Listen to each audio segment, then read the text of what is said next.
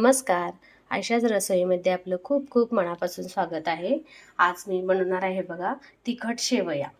तर त्यासाठी मी ह्या रव्याच्या शेवया घेतलेल्या आहेत. तुम्ही गव्हाच्या पण घेऊ शकता. ह्या रव्याच्या शेवाळ्या आहेत बघा. तिखट शेवाळ्या बनवण्यासाठी मी इथं रव्याच्या शेवाळ्या घेतलेल्या आहेत. आणि त्याचप्रमाणे हे बघा कोथिंबीर, एक अर्धा इंच आलं आणि एक 5 ते 6 लसूण पाकळ्या घेतलेल्या आहेत.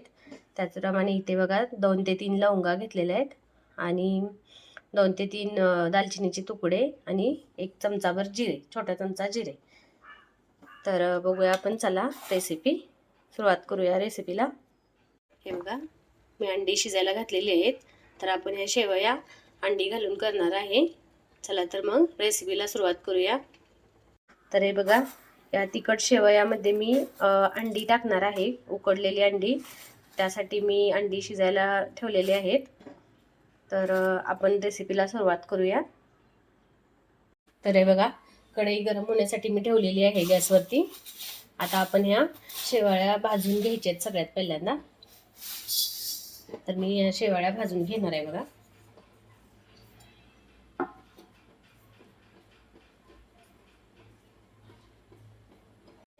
तर हे बघा आपल्याला शेवाळ्या पहिल्यांदा भाजून घ्यायच्या आहेत.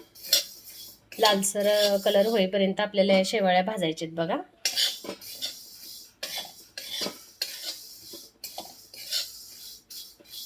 गॅस मिडियम करायचा आहे. मिडियम गॅसवरती आपल्याला या शेवाळ्या भाजायच्या आहेत. आता या शेवाळ्या भाजतायत तोपर्यंत आपण मसाला करून घेऊया या शेवाळ्याचा. तर मसाला करण्यासाठी मी मिक्सरचं भांडं घेतलेलं आहे बघा. यामध्ये मी कोथिंबीर, हे लसणाच्या 5-7 पाकळ्या आणि अर्धा इंच आलं घालणार आहे.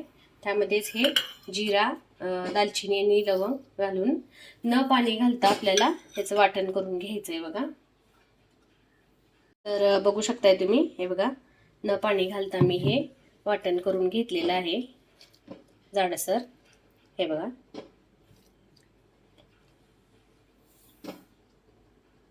अशा पद्धतीने आपल्याला या शेवाळ्या भाजून घ्यायच्या आहेत बघा, एकदम लालसर अशा. हे बघा तांबूस कलरवरती आपल्याला ह्या शेवाळ्या भाजायच्या आहेत. तर आपल्या हे बघा शेवाळ्या भाजून झालेल्या आहेत. हे बघा तांबूस कलरवरती शेवाळ्या एकदम भाजलेल्या आहेत. आता आपण या शेवाळ्या काढून घ्यायच्या आहेत. शेवाळ्या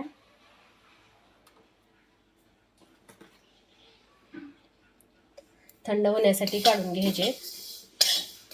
एका प्लेटमध्ये आपण आता काढून घेऊया बघा.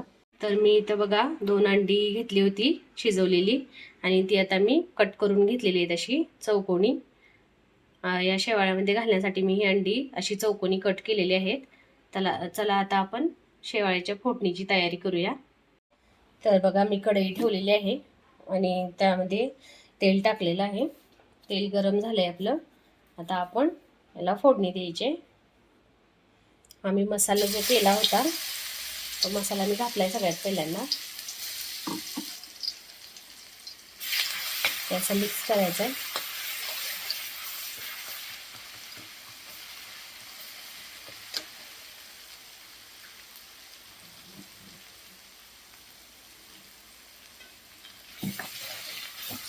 हा मसाला तेलात भाजला की यामध्ये आपल्याला चिमूटभर हिंग घालायचे. त्यानंतर थोडीशी हळदपूड आणि आपल्याला जेवढं तिखट पाहिजे एवढी चटणी घालायची आहे यामध्ये. जास्त तिखट नको असेल तर थोडी घालायची आणि जर कोणाला तिखट आवडत असेल तर जास्त प्रमाणात घातली तरी चालते. हे बघा चटणी घातल्यानंतर हे सगळं मिक्स करायचं आहे आपल्याला असं.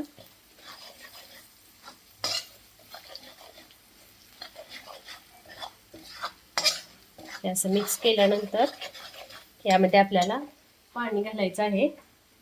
तर हे बघा आपला मसाला भाजलेला आहे. आपण यामध्ये थोडंसं पाणी घालायचं. मी 1 ग्लास पाणी घातलेलं आहे बघा यामध्ये.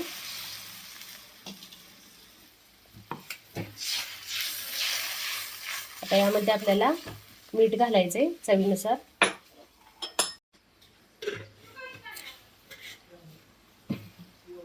हे बघा मीठ घातलेलं आहे मी चवीनुसार. आता यामध्ये मी कट केलेली कोथिंबीर घालणार आहे बघा, बारीक कट केलेली. आता उकळी आल्यानंतर यामध्ये आपल्याला ही अंडी घालायची आहेत बघा.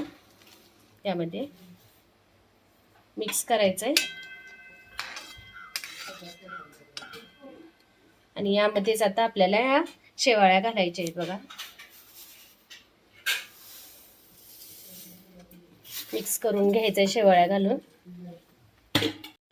हे बघा असं मिक्स करून घ्यायचंय आणि गॅस मिडियम करून या शेवाळ्या आपल्याला शिजवायच्या आहेत. अशा पद्धतीने याच्यावर झाकण ठेवून द्यायचंय आणि एक 10 मिनिटं बारीक गॅसवरती वाफलायला ठेवायचे शेवाळ्या. तर आपले 10 मिनिटं झालेले आहेत बघा. आपण बघूया खोलून तयार झालेत का आपल्या शेवाळ्या. हे बघा